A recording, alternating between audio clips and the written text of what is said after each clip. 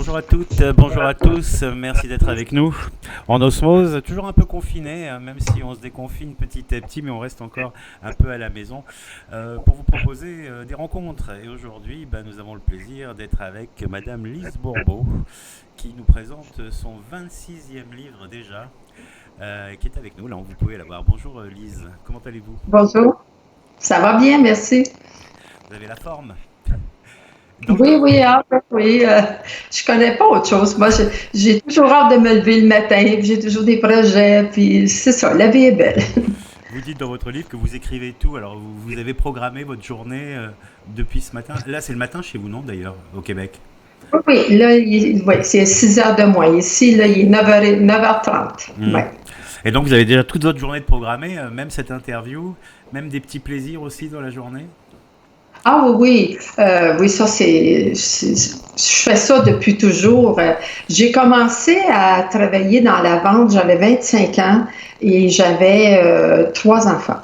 Donc, non, j'avais deux, après ça, j'ai eu le troisième le temps que je les ai rendus. Alors, tout de suite, j'ai commencé à avoir, tenir un agenda, puis tout pour pouvoir gérer ma vie personnelle avec ma vie de travail, parce que dans la vente, hein, il n'y a pas d'heure. Hein.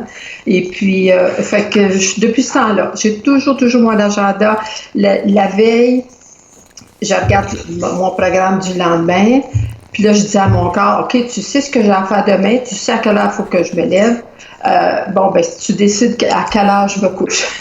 Moi, je fais totalement confiance à mon corps, hein, je le trouve tellement extraordinaire. Et parce qu'il y a des. Puis là, je m'installe, là, toute prête, la crème de nuit et tout. Je m'installe dans mon coin de lecture, puis j'adore lire. Et je lis. Des fois, je peux lire 5 minutes, puis je commence à m'endormir, les yeux commencent à s'alourdir. Donc là, je me couche. Des fois, je peux lire 2 heures. Des fois, je peux lire jusqu'à 1 heure, 2 heures du matin. Puis là, je dis, oh, wow! Puis je le sais que si je suis capable de lire ça, c'est parce que je n'ai pas besoin d'autant de sommeil. Fait que. Puis le lendemain, je me lève tôt quand même. Alors, votre premier livre, il y a quelques années, c'était Écoute ton corps, ton plus grand ami sur la Terre. Et là, dans Oui, celui-là, le nouveau, Comment prendre de l'âge tout en ayant beaucoup d'énergie, on s'aperçoit qu'en fait, non seulement vous l'écoutez, mais vous lui parlez beaucoup. oui, oui, je lui dis merci, je lui dis merci souvent. Oui, oui, beaucoup. Parce que moi, je suis en admiration avec la création, finalement. Pas juste la création de l'être humain, mais de toute la création. L'intelligence qu'il y a sur la planète Terre, c'est incroyable.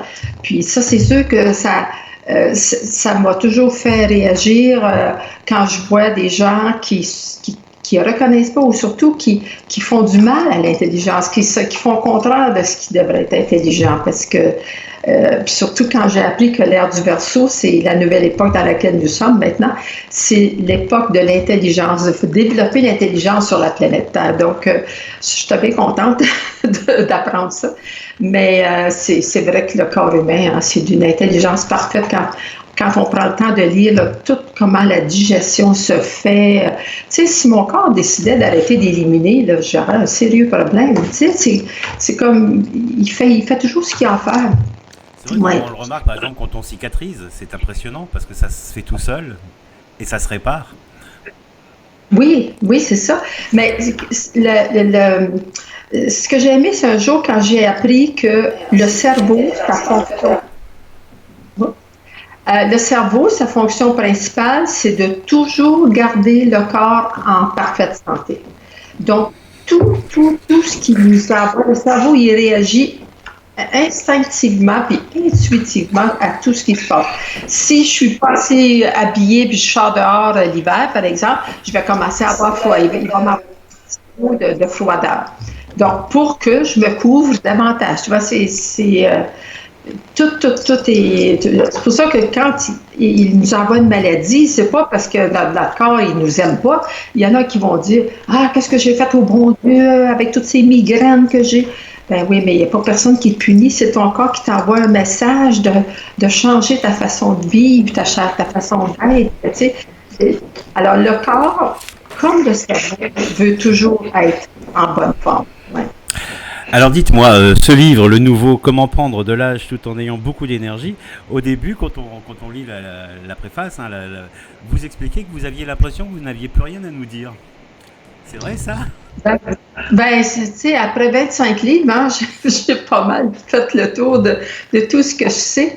Mais, ben oui, ça faisait plusieurs années, au moins 3 4 ans, que les gens me disaient, ils trouvaient que non seulement je vieillissais pas, mais ils se disaient que j'avais l'air plus jeune. Puis moi, je trouvais qu'ils exagéraient parce que normalement, tu sais, moi, je rencontre quelqu'un, disons que ça fait 3 4 ans que j'ai pas vu, je vais dire, ah, mais t'as l'air en forme, hein, tu vieillis pas, ou, mais, tu sais, t'étais que pareil comme la dernière fois.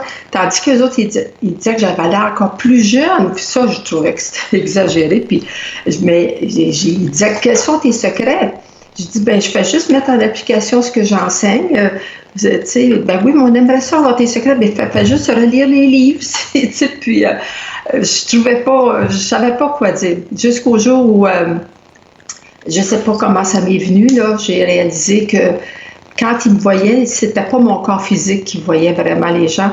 On voit beaucoup plus qu'on pense. Hein. On voit l'énergie des gens, mais on ne sait pas qu'on la voit parce qu'on la ressent davantage. Hein, on ressent, si on arrive à côté d'une personne, tout de suite, on va dire, oh mon Dieu, elle a fatigué. Il n'y a rien d'écrit qu'elle est fatiguée, mais on le sent tout de suite que cette personne-là, elle manque d'énergie. Et alors, je dis, c'est mon énergie qui voit. Puis c'est vrai que j'ai plus d'énergie parce que depuis que j'ai commencé à écouter ton corps, je fais des journées, tu sais, c'est souvent de 15 18 heures avec tous les voyages que j'ai faits, sans jamais avoir à faire de sieste dans l'après-midi. Ce que auparavant, je devais, comme j'ai toujours beaucoup travaillé, mais j'avais besoin de faire une sieste au moins l'après-midi. Puis là, maintenant, ça fait longtemps que des fois exceptionnellement, là, si je vais peut-être en faire une, mais c'est assez rare. Alors, contrairement à ce qu'on pourrait croire, quand on lit le titre Comment prendre de l'âge tout en ayant beaucoup d'énergie, on imagine que ça s'adresse à des personnes qui prennent de l'âge. Mais non, dès le début, vous dites ce livre est aussi pour les jeunes parce qu'il faut très jeune commencer à prendre conscience qu'on prend de l'âge. En fait, on prend de l'âge à tout âge si on réfléchit bien. C'est ça. Oui, c'est ça, oui. Oui, oui parce que c'est les gens qui attendent trop longtemps, parce que je le vois, moi, je le vois bien avec tous ceux qui m'entourent, ben, ça les décourage de commencer à changer leur façon de vivre. Ils sont tellement imprégnés de leurs habitudes et puis c'est plus difficile, tu sais, une machine qui tourne toujours de la même façon, tout à coup de la faire tourner d'une autre façon, c'est pas évident. Mais je sais bien que si j'ai commencé vraiment à faire un plus gros travail sur moi quand j'ai commencé pour écouter ton corps là, à l'âge de 40 ans à peu près. Mais auparavant, je faisais de la pensée positive. Tu vois, parce que dans le domaine de la vente, on nous apprenait à être positif. Ce qui déjà m'aidait, mais c'était pas, je faisais pas un travail de me regarder, puis regarder pourquoi je me mettais en colère après mon mari, par exemple. Ce que je faisais plutôt, c'est quand j'étais en colère, je prenais des bonnes respirations, puis je suis calme, je suis calme. Tu sais, j'essayais de me convaincre. Je faisais de la pensée positive. Ça marchait sur le coup, mais je réglais rien. Je ne réglais pas mes peurs, mes croyances. Je n'allais pas voir qu'est-ce qu'il y a en moi qui fait que je ne pouvais pas tolérer tel comportement de mon premier mari. Et au moment où je me suis divorcée. Et c'est après mon divorce entre mes deux maris où là, j'ai fait plein de prises de conscience et que c'est ça qui m'a amené à écouter ton corps. D'accord. Et vous réalisez aussi qu'au fil des ans, on n'a pas la même conception de la vieillesse ou de la prise d'âge. C'est-à-dire que quand on a 15 ans, quelqu'un de 35 ans nous paraît presque vieux, en fait. Oui, Et ça c'est se vrai. recule tout au long de la vie. Oui, oui. Parce que là, d'un coup, là j'approche de 80, puis je me souviens pendant longtemps que pour moi, 70 ans, là, ça, c'était vieux. Puis là, rendu à 70 ans, je dis, ben, voyons, il n'y a pas de différence avec quand j'avais 69 ans, là. Fait que ça m'a pas beaucoup affecté. Mais non, maintenant, je pense plus, je n'ai plus fixé d'âge, là, maintenant. Depuis que j'ai eu 70 ans, je dis, OK, là, je prends ce qui passe quand ça passe, et puis... Il y a des nuances importantes que vous expliquez dans le livre, c'est être vieux ou prendre de l'âge. Oui. Vous pouvez expliquer un petit Oui, peu ben, être vieux, c'est une connotation négative. Hein, c'est les gens disent ah ben là, tu sais, à mon âge, tu sais, là, je suis rendue vieille, là j'approche 60 ans, tu sais, il y a déjà des gens qui ont 50 ans qui commencent à se trouver vieux. Et donc c'est pour ça que c'est bon de changer juste, des fois juste changer les mots qu'on utilise, chaque mot dégage une énergie particulière. Donc, les mots qui dégagent des énergies négatives, c'est pourquoi continuer à les utiliser. Puis, parce qu'il n'y a jamais personne qui dit oh, wow, je suis vieille. Hein? Non, être vieille, ça fait pas wow. Pourtant, on croise tous des personnes qui ont plus de 80 ans et qui ont une énergie incroyable. Oui, oui, moi j'en connais qui 90 ans, le monsieur il fait encore du ski alpin, il va chaque hiver, il descend en Floride, dans sa maison en Floride, en auto, puis vraiment en forme, hein, fait que c'est, oui, mais disons que c'est la minorité, là, malheureusement. Oui, souvent, enfin, nous on en voit ici à Avignon, par exemple, dans les restaurants du cœur, vous savez, pour aider les autres. Et j'en connais une particulièrement qui a 83 ans, mais qui est très, très, très dynamique, toujours en train de préparer le café, de bouger. Et c'est vrai, quand on la voit, on se dit, mais d'où vient cette énergie? Et quand on lit votre livre, vous nous expliquez qu'il ne faut pas la chercher à l'extérieur, c'est en nous toute la réponse. C'est ça. Ouais. Tout ce qui bloque notre énergie, c'est toujours quand l'ego prend le dessus. Donc, l'ego est présent, chez la plupart des gens, l'ego est présent à, je sais pas, moi, 60-70% du temps. Tout le temps dans leurs pensées, ils ont peur, ils se sentent coupables. Aussitôt qu'on a une émotion, là, que ça fait pas wow en dedans, qu'on n'est pas bien, là, puis calme, serein, ça veut dire que c'est notre ego qui dirige notre vie. Alors, quand on est dans l'ego, l'énergie est bloquée. Quand on est dans notre cœur, c'est-à-dire qu'on va avec la vie, on est capable de reconnaître qu'il y a des choses qu'on n'aime pas, mais on les accepte, on se dit, bon, à un moment donné, je vais trouver un moyen de changer ça, mais on est capable de s'accepter tel qu'on est à ce moment-là. Ça veut dire que l'énergie circule tout le temps. Puis c'est juste ça qui fait la différence. Est-ce que l'énergie circule en vous ou bien si vous la bloquez à cause de toutes vos peurs, puis vos culpabilités, puis les colères retenues? S'il y en a là, qui retiennent des choses depuis leur enfance, qui sont pris avec des rancunes, des colères, et puis c'est pas drôle parce que comme la vie est parfaite, ben, l'univers, ou moi j'appelle mon Dieu intérieur, nous attire toujours les gens et les situations pour nous montrer ce que nous devrions régler. Fait que s'il y a quelque chose qui s'est passé quand j'étais petite, ça m'a mis en colère parce que c'était super injuste, par exemple, ben, je vais continuer à m'attirer ça de ma famille, mes voisins, au travail, n'importe où, mais je vais pour attirer mon attention il serait temps que j'apprenne à accepter cette situation-là. Mais non, les gens continuent année après année, après année. Donc, ça devient énorme. Les peurs deviennent beaucoup plus fortes parce qu'ils ont donné bien plus d'énergie. Fait que leur ego finit par diriger leur vie complètement. L'ego, alors, c'est une notion un peu compliquée à comprendre parce que apparemment, c'est un peu notre ennemi, mais en même temps, il nous veut du bien, puis il fait partie de nous. C'est dur à gérer cette lutte, quelque part, que vous expliquez avec l'ego dans le livre. Ben, l'ego, c'est une création mentale. Fait qu'il faut se souvenir que notre corps mental, qui est la faculté chez l'humain de penser, réfléchir, organiser, tout ça, la mémoire, c'est surtout de la mémoire. Le mental est là pour être au service de notre être.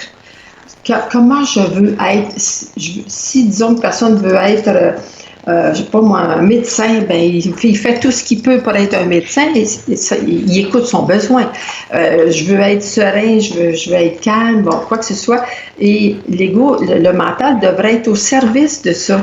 Mais malheureusement, au fil du temps, on a à cause de notre dans la création de l'être humain, parce qu'il y a juste l'être humain sur la planète Terre qui a le pouvoir de choisir.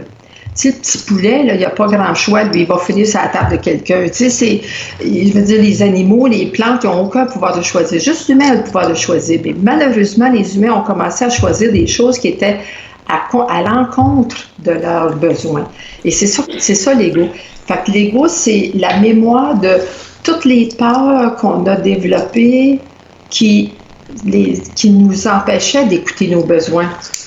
C'est comme, par exemple, le petit garçon qui a osé, à l'âge de 4-5 ans, dire quelque chose à son père. Ben, pourquoi tu me dis toujours de faire ça alors que toi, tu le fais pas? Ce qui était une vérité.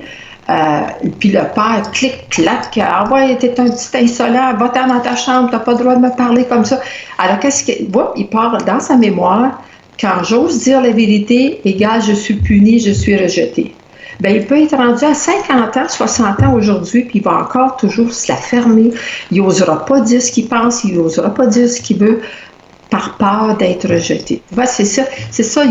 L'ego, c'est juste toutes ces mémoires-là que l'ego est convaincu d'aider cet homme-là, disons, qui continue à entretenir la peur, parce qu'il pense qu'il ne pourra pas gérer les conséquences d'être vrai. Parce que quand il avait 5 ans, là, ça a été tellement gros, ça a été tellement douloureux de cette réaction-là qu'a eu le papa avec son fils, qu'il pense que toute sa vie, il va avoir la même réaction. L'ego ne peut pas savoir que, rendu à 50 ans, tu n'es plus un petit garçon de 5 ans. L'ego, il est juste dans la mémoire de la souffrance. D'accord. Donc, quelque part, il dirige notre libre arbitre si on le laisse prendre le commandement, avec ses peurs, avec ses petites angoisses. Ouais. Alors, il y a des choses importantes dans votre livre qui revient depuis longtemps dans vos autres bouquins.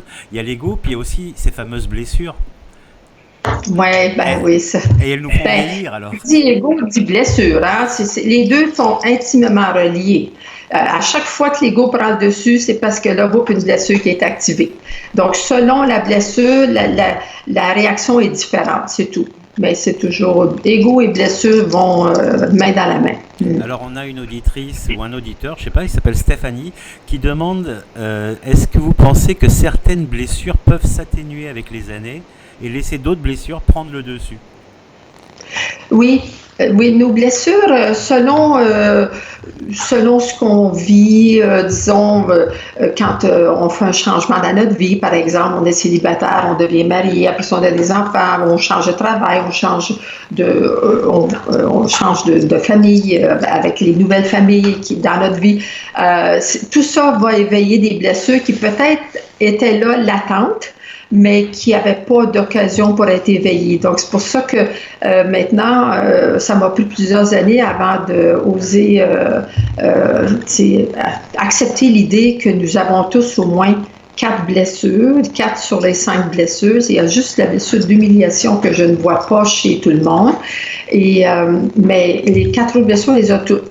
Fait que, il y en a qu'au travail, c'est la blessure de rejet et d'injustice, puis à la maison, c'est peut-être la blessure d'abandon puis de trahison qui est plus activée. Vous voyez, ça dépend des circonstances. Et puis, ce qu'on veut arriver, c'est de justement atténuer, ça veut dire que avec le travail qu'on fait sur soi, ça finit par nous faire de moins en moins mal parce que si j'apprends à accepter plutôt qu'à être en réaction, ben je donne pas de nourriture à mon ego. Donc ça se trouve à comme diminuer un petit peu l'intensité de cette blessure-là. C'est comme ça qu'avec les années, nos blessures, quand elles sont activées, moi, ma blessure d'injustice, par exemple, a toujours été ma blessure principale dans ce lycée. Puis il y a des fois que je vais trouver ça injuste, comme même là, avec la pandémie, là, je dis, oh Seigneur, là, je me voyais réagir, franchement, il exagère. Mais là, mais ça dure pas parce que j'ai tellement de moyens, ça va peut-être durer quelques minutes, puis là, je dis, bon, OK, Lise, on se calme, puis là, je vais regarder en dedans, qu'est-ce que ça vient réveiller en moi, puis, vous voyez, ça dure pas longtemps, c'est ça qui est agréable. Dans le livre, on découvre aussi, par rapport aux blessures, vous dites souvent la blessure de trahison prend le dessus et elle masque celle de rejet, par exemple. Pardon. La blessure de trahison est intimement reliée à la blessure d'abandon. On a développé, c'est pour ça que dans le livre, j'explique, dans le livre sur les blessures, que la trahison, cette blessure est plus activée vers l'âge de 3-4 ans, là, tandis que l'abandon, c'est beaucoup plus dès la naissance, tout petit bébé. Hein. Donc, quand ça fait trop mal, on veut plus le voir, on se crée une blessure de force, donc trahison, pour essayer de ne pas sentir la douleur de l'abandon. La même chose, l'injustice, pour ne pas sentir la douleur du rejet. Et dans le processus de vieillissement, qui est le thème quand même de votre dernier livre, ces blessures jouent un rôle important. Celle de rejet qui nous rend maniaques, non, ou de trahison qui nous rend extrêmement perfectionnistes, qui nous oblige à faire des choses malgré ce qu'on a envie, et donc qui nous fait vieillir plus vite, quoi. Oui, parce que aussitôt qu'on laisse nos blessures diriger notre vie, ça veut dire qu'on laisse notre ego diriger notre vie. C'est pour ça que aussitôt qu'il y a un malaise quelconque, ça veut dire que c'est une blessure qui vient d'être activée et c'est l'ego qui a pris le dessus. Fait que c'est pour ça que quand on travaille sur notre ego, automatiquement, on travaille sur nos blessures. Ça va de pair. Dans votre livre, Comment prendre de l'âge tout en ayant beaucoup d'énergie, paru aux éditions ETC, comme Écoute ton corps, j'imagine, on parle beaucoup de peur, et j'ai une question il y a quelque chose qui m'étonne, c'est que vous parlez beaucoup de peur, mais il n'y a jamais la peur de la mort. Pourtant, c'est une peur qui est propre à l'humanité, non? Ah oui, j'en ai pas parlé dans le livre, je me souviens. Ben c'est un bon point, hein? OK. Toutes les peurs, hein, on les utilise de la même façon parce que à chaque fois que j'ai peur de quelque chose, les méthodes que je donne dans le livre pour aller regarder qu'est-ce qui se cache derrière ça, les croyances, ben ça se fonctionne sur toutes les sortes de peurs. Il y en a qui ont peur de la violence, ils ont peur d'être attaqués quand ils se promènent le soir à la noirceur. On a tous, il y a beaucoup de peur sur la planète Terre. Ouais. Bon, mais c'est la même méthode pour travailler avec chaque peur. Dans le livre, vous nous apprenez à reconnaître aussi les peurs qui ont un fondement, puis celles qui sont complètement irréalistes, celles de l'ego justement, celles qui n'ont aucune chance de se produire, mais qui juste nous font peur. C'est ça. Ben la plupart, hein, moi je dirais que, mon Dieu, 95-98% de nos peurs sont irréalistes, sont irréelles parce que c'est une vraie peur, c'est quand il y a un danger à ce moment-là. C'est sûr que s'il y a quelqu'un qui me court après, là, ma peur est réelle. Fait que c'est tout à fait normal de réagir avec ma peur réelle. On réagit soit en se battant, ou soit en fuyant, ou soit en paniquant. On a 3 choix dans une peur, mais la plupart des gens, ils ont... Parce que le corps, quand il a peur, il tout un système qui se déclenche, qu'on commence à produire de l'adrénaline justement pour pouvoir se défendre, pour pouvoir se sauver si nécessaire. Mais la peur est irréelle, elle est juste dans son imagination, fait que tout le corps commence à fabriquer toute cette adrénaline-là que la personne n'a pas besoin. Donc, c'est ça qui mange l'énergie de la personne, parce que ça lui mange, c'est quasiment comme du poison. Hein? J'allais dire, ça nous empoisonne quelque part. Donc, ce sont juste des fantasmes, en fait, qui provoquent dans notre corps des réactions naturelles qu'on aurait si on avait une vraie peur, si on avait un tigre en face de nous. Et en vérité, ça détruit quelque part notre corps. C'est ça. C'est comme, disons, quand on enseigne, on fait des cours d'animation, on enseigne aux gens dans notre formation professionnelle comment parler en public. Combien de fois j'ai vu la femme en avant qui tout le monde passe pour se pratiquer, à parler en public. Ben là, ils sont debout, là, puis là, c'est la panique. Tout à coup, là, c'est le trou noir, elle ne nous voit plus. Vous voyez, alors, il n'y a pas de vrai danger, là. C'est elle qui, là, ça aboie les regards de tout le monde, là, puis c'est épouvantable. Fait que ça, c'est la peur panique, ça, c'est le rejet qui te fait avoir ce genre de peur-là. La peur d'être rejeté, là, épouvantable, mais vous voyez, là, quand elle a fini, là, elle est vidée d'énergie, elle est fatiguée, là, quand elle a fini de passer en avant comme ça. On le voit bien en ce moment avec la crise du Covid et de la pandémie, où beaucoup de gens ont l'impression de ne plus pouvoir respirer juste à cause de la peur, de l'angoisse qui leur coince le plexus. Ouais. Ça, moi, c'est le grand questionnement que je vis depuis le début de la pandémie, c'est dans quelle sorte de monde qu'on va être après, quand ça va être terminé. Qu'est-ce qui va rester? Est-ce que les gens vont utiliser ça pour au moins devenir conscients à quel point ils ont peur, parce que les personnes qui ont très, très peur, là, c'est pas la pandémie qui leur fait peur, c'est la pandémie a été là, présente pour les aider à devenir conscients d'une peur qui a toujours existé chez eux. Les peurs ne nous arrivent pas comme ça à 30 ans, 40 ans, 50 ans, là, ils sont là, mais souvent, on a réussi à les contrôler, à mettre le couvercle dessus.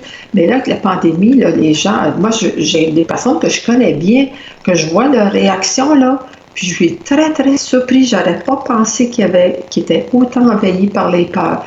Donc, parce que tout ce qui nous arrive dans la vie, moi, comme je crois fermement que la vie est parfaite, on a tous quelque chose à apprendre avec la pandémie. Qu'est-ce que je peux apprendre sur moi? Bien, ça serait déjà un gros... OK, est-ce que je peux faire la liste de toutes les peurs que j'ai? Est-ce qu'elles sont vraiment réelles, ces peurs-là?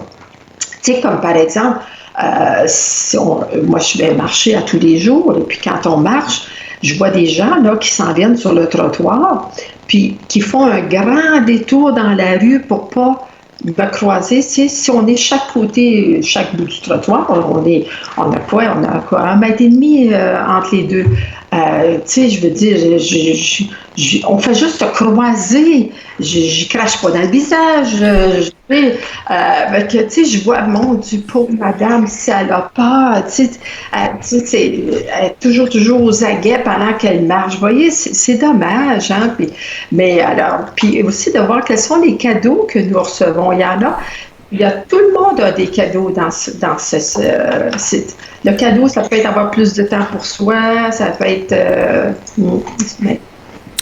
Alors, en parlant du temps, une de mes dernières questions qui m'a beaucoup étonné en lisant votre livre, vous pensez avoir la capacité d'étirer le temps? Qu'est-ce que ça veut dire? Ça, j'espère bien être capable d'arriver à faire ça dans cette vie-ci. Ouais. Ouais, pour moi, le temps, là, parce qu'aujourd'hui, le temps n'est plus comme avant avec l'ère du Verseau. Le temps est malléable. Avant ça, il était linéaire, le temps.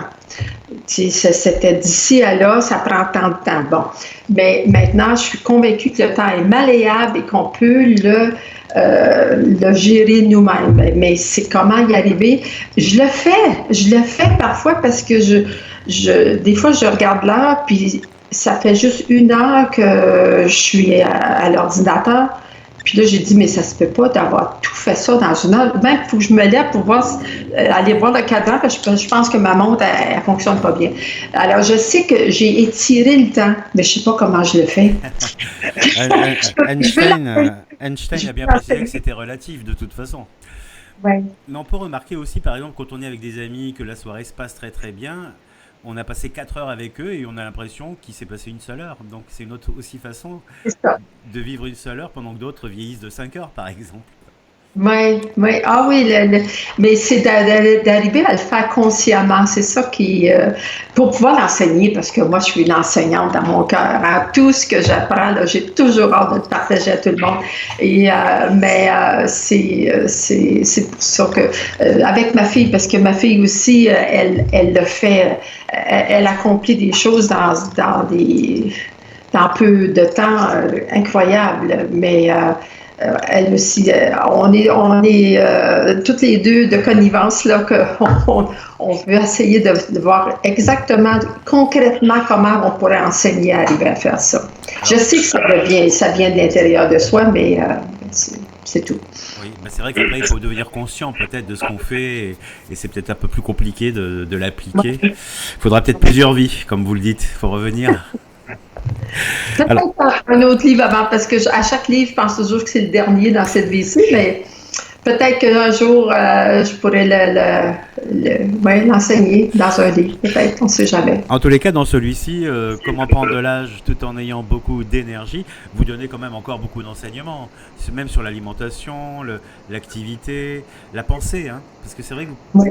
Et ce que je trouve qui est touchant dans ce livre, c'est que vous parlez beaucoup de vous. Vous faites beaucoup de mea culpa. Oui.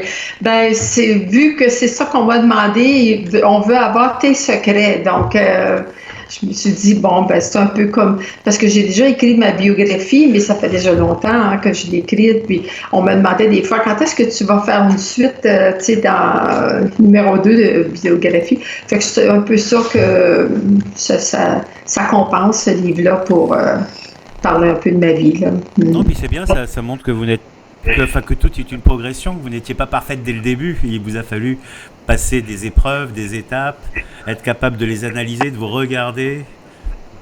Ouais. C'est un Ouais. petit... Ah oui, c'est vraiment un grand, grand privilège. Moi, je dis merci à l'univers tous les jours d'avoir la chance de faire un travail, hein, de gagner ma vie, à parler d'amour, puis d'acceptation, puis de voir des miracles arriver chez on a tellement de beaux témoignages, on en a des milliers chez nous de témoignages qu'on reçoit soit par lettre ou par Skype, ou pas par Skype, par email, des gens qui ont changé leur vie, qui ont fait des réconciliations, qui sont guéris d'un cancer, toutes sortes de beaux témoignages quand les gens commencent à vraiment faire des changements en dedans, parce que malheureusement, il y en a qui font des ateliers, qui lisent plein de livres, mais ils ne les mettent pas en application, parce que j'aime bien ce que Einstein il disait. La plus grande folie, c'est de continuer à faire la même chose puis penser que ça va changer dans notre vie. Tu sais. Si on continue d'agir de la même façon puis de penser de la même façon, il n'y a jamais rien qui va changer dans notre vie. Mais quand ceux qui décident de se prendre en main, là, ça va tellement vite maintenant. C'est ça qui est encourageant aussi. Puis, alors moi, quand j'enseigne, ben, je me parle sans arrêt. Ben, là, je ne peux pas l'oublier de le mettre en application. C'est vrai que vous parlez tout le temps, vous parlez à votre corps et vous parlez aussi à votre ego que vous appelez mouchette, c'est ça? Oui. Ah, elle avait bien lu, hein? Bien lu le livre. C'est Ouais. marrant de Ouais. donner un nom à son ego, ça vous permet de communiquer avec lui. Oui. Oui. Oui. Ah, là, ça a coupé. Ah, vous m'entendez plus? Ah, non, là, c'est bon. Ah, Là, j'entends. je disais, Oui. vous donnez un nom à votre ego, c'est pour vous permettre de communiquer avec lui, de le visualiser Oui. mieux. Oui, parce que ça, quand j'ai découvert, parce que Dieu sait si j'en ai fait des ateliers puis lu des livres pour savoir comment faire pour que l'ego diminue. Mais alors moi, c'était toujours avant ça, je disais, hey, fiche-moi la paix, arrête de me parler. Je voulais toujours le faire disparaître, mon ego. Puis là, j'ai finalement réalisé que non. Pour que les choses changent, il faut que je fasse la même chose que je fais toujours, c'est apprendre à l'accepter. Fait que j'ai accepté que mon ego, son intention est bonne. Son intention, il est convaincu qu'il nous aide à ne pas souffrir comme la première fois qu'on a eu cette peur-là, qu'on a peur d'avoir là, dans le moment. Donc, il pense qu'il nous aide à faire face pour ne pas vivre des blessures. Alors, son intention est bonne. C'est pour ça que là, la journée que j'ai découvert comment parler à mon ego, j'ai décidé d'y donner un nom. Puis, ah oui, puis les gens aiment beaucoup ça, hein, dans l'atelier sur l'ego, là, les gens apprennent à donner un nom puis dialoguer avec leur ego, puis ça aide parce que on a juste à y dire, OK, tu essaies de me faire peur, là, t'es convaincu, toi, que je devrais pas faire ça, je devrais pas dire ça. C'est vrai que ce que tu as peur de voir arriver, ça pourrait arriver, mais moi, maintenant, là, je me sens capable de faire face aux conséquences. Si ça arrive, inquiète-toi pas, je vais faire face aux conséquences, j'en mourrai pas. C'est juste, puis il y a quelque chose qui se passe en dedans, là, c'est que c'est comme si là, il vient de se mettre de côté. Là, aussitôt que moi, je prends ma responsabilité, puis que je sais que je veux écouter mon besoin. Vous voyez, je viens de revenir dans mon cœur quand je fais ça. C'est vrai qu'il y a la notion de responsabilité très importante aussi, hein, être capable de prendre la responsabilité. Beaucoup. J'ai deux petites questions de nos auditeurs. Il y a Olivia qui pense que le temps n'existe pas tel qu'on nous a amené à le concevoir. Je voulais savoir si vous partagez cette idée. Ben, c'est sûr que auparavant, le temps était comme ça. Tu sais, c'était comme on nous l'enseignait. Tu sais, bon, il y avait un temps donné, mais maintenant, ça n'existe plus. C'est vrai que ça n'existe plus comme ce qu'on a appris dans le passé. Ça, c'est juste maintenant, depuis peut-être 20-30 ans, là, quand que ça, avec l'effet de l'ère du Verseau qui s'en venait, là, que ça a commencé à changer le temps. Maintenant, c'est tout à fait différent. Oui. Et puis Stéphanie qui dit, est-ce qu'on peut vraiment changer juste seul avec la lecture en appui, d'après vous? Ben, je sais qu'il y a beaucoup de personnes qui ont des très bons résultats juste avec la lecture, parce que c'est des personnes qui sont plus déterminées, sont capables d'avoir une certaine discipline, de dire, OK, voilà ce que je veux faire, qui ont un plan là, de mettre les choses en pratique dans leur vie. Mais si la plupart des gens, bien souvent, ils retournent dans leurs vieilles affaires. Tu sais, c'est pas long qu'on se laisse influencer. Fait que c'est pour ça que dans les ateliers, c'est beaucoup plus actif. Et les gens se disent qu'avec les ateliers, ça les aide à aller plus vite. Mais définitivement, une personne peut le faire elle-même à la maison aussi, juste avec la lecture. Est-ce que vous pensez revenir en France bientôt, nous délivrer quelques ateliers, faire une petite tournée comme il y a quelques années? Ben, je peux te dire que quand tout à l'heure je parlais de cadeaux, ça c'est pour nous la pandémie a été un très beau cadeau pour Écoute ton corps parce que tout de suite, dès la première semaine, là au mois de mars, quand ils ont commencé à parler de confinement, ma fille et moi, ma fille, hein, c'est elle qui dirige toute la société avec son mari, et nous avons décidé de tout transformer les ateliers pour les donner en ligne. Donc, nous avons été très, très, très occupés, ma fille, son mari, celle qui est en charge de toutes les animatrices et moi, à tout transformer les ateliers pour les donner en ligne parce que c'est pas tout à fait la même façon. Et puis maintenant, former toutes nos animatrices, nos formateurs, formatrices pour donner les ateliers. Et ça va très, très bien. Tout le mois de mars, avril, il y a eu beaucoup, beaucoup d'ateliers. Tous les ateliers qu'on avait prévus se sont donnés en France. Moi, je devais aller en Ukraine, mais le voyage était annulé, mais j'ai donné l'atelier quand même avec mon interprète russe en ligne. Et puis, ça va très bien. Puis, ce qui est intéressant, c'est que en ligne, il y a des gens de partout. Des gens de la Guadeloupe, l'île Maurice, Tahiti, des gens de partout qui se joignent à l'atelier parce que qu'ils ne pouvaient pas faire ça avant, aller à Paris faire un atelier ou venir au Québec. Hein. Donc, c'est un beau cadeau pour nous. Écoute, encore, ça fait longtemps qu'on savait qu'il faudrait aller en ligne un jour, mais ça nous semblait tellement un gros dossier, là, puis on était déjà beaucoup occupés avec les ateliers en présentiel. Donc, pour le moment, tout est prévu. On le fait là, tous les sont prévus jusqu'à la fin juin. On attend tout le temps d'un mois à l'autre pour décider ce qui se donne en ligne ou non, selon ce qu'ils nous disent qu'on peut faire. Hein. Mais je ne sais pas quand on va revenir en présentiel. On est comme tout le monde, il faut suivre les normes, hein, les consignes. En tous les cas, on peut suivre les informations sur le site écoutetoncorps.com. C'est ça, tout est bien inscrit là, tous les ateliers en ligne que les gens peuvent faire. Puis on fait aussi régulièrement, toutes les semaines, il y a des petits ateliers de 3 heures qui sont donnés gratuitement, des conférences. Donc, on est très occupés en ligne dans le moment. Oui. Oui, alors il y a un site aussi pour les petits ateliers, ça s'appelle le mini-atelier au pluriel.com, en un seul mot. Oui. J'ai trouvé ça sur votre livre à la fin. C'est ce qui est intéressant, c'est qu'il y a toutes les infos à la fin. Les ateliers, les livres, les sites. Donc, oui. c'est un bon petit bouquin de chevet. Et puis ça nous permet de aussi peut-être recommander tous les autres, mais il y en a quand même 25, hein, 26 avec celui-là. Oui, ça fait beaucoup, hein? Ça fait pas Oui, mal. parce que moi, quand, tu sais, parce que ça fait longtemps que je lis des livres, hein, ça fait plus que ça fait 55 ans que je fais du développement personnel. Puis, à chaque fois que je lisais un livre, je disais, oh, que j'aime cet auteur-là. Je me demande s'il vient au Québec des fois. Tu sais, j'aurais donc voulu avoir de l'information à la fin du livre, à quand est-ce que je pourrais le voir en personne, cet auteur-là.